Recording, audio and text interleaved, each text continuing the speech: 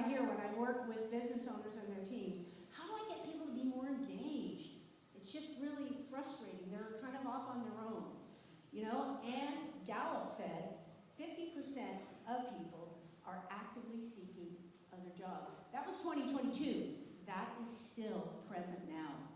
To me, that is the most glaring statistic. We're talking about retention. 50%? Yes, exactly. That's crazy. Yep. And people are 10 times more likely to leave because of a toxic culture rather than compensation. You know, how many of you have kept an employee just because they see numbers and they get things done and you can't recruit, yet you see the morale in your staff changing and shifting? That leads to toxicity, and sometimes it's not repairable. You have to be really careful.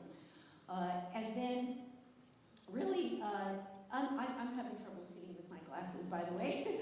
Uncaring leaders are the number one reason that people leave a job without having another one in hand.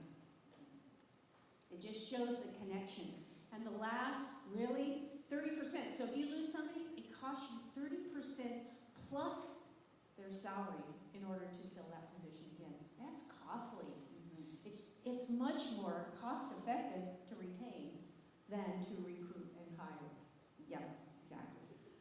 Which again, and I love this because we all know, you know, if it's important, you'll measure it, right? If you want to see a change, you'll measure it.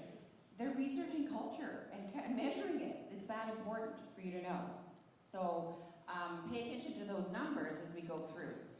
So let's go into the gaps in your culture that can lead to this decreased staff retention. And again, it's that important that people are studying this and researching it. I love this slide of yours, Judy.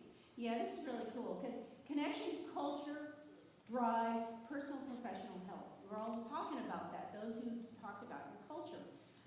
Those who strongly agree with the following feel connected to the organization's culture. Duh. Is that not obvious? But the obvious is not obvious. 3.7 times more, they're likely to be engaged at work if they feel connected to purpose. And if they're connected to purpose, 5.3 times they're likely to agree that they would recommend their organization over others. Of course, that makes sense. But this statistic, 68% said that they're likely, if they're connected to the purpose, they're less likely to feel burned out. That is massive because we hear about burnout all the time. Yep, and those who are burned out sometimes don't deserve to be burned out, but anyway, they do state it. And that is just thought I'd put that in there.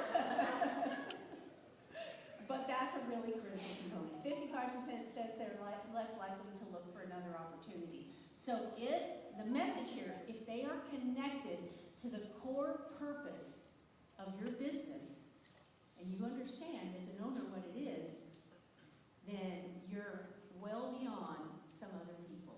They will continue to stay.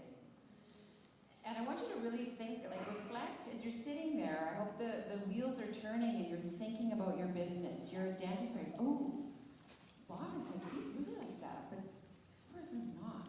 Wonder what's happening there. Like you should be going through your head with your staff and your people thinking, who is it that I need to maybe have a conversation with or check in with or address, right? So start thinking that way and write it down because you're going to forget. Okay, with anything, whether anything you've learned in here, the first step is mindset. And culture is probably one of the biggest mindset shifts. Wouldn't you say? It is. And what did I say at the beginning? My culture's fine. But everybody's leaving. I have a fine culture. That's a mindset, that's an awareness piece. So one of the things that helps us understand where we are with our mindset is there's two types. So in the coaching world, and many of you heard about this, but we talk about the growth mindset versus the fixed mindset. And I have to say, I've been on the fixed mindset before. I don't want to have conversations that were difficult. I didn't want to be challenged. I didn't want to do feedback.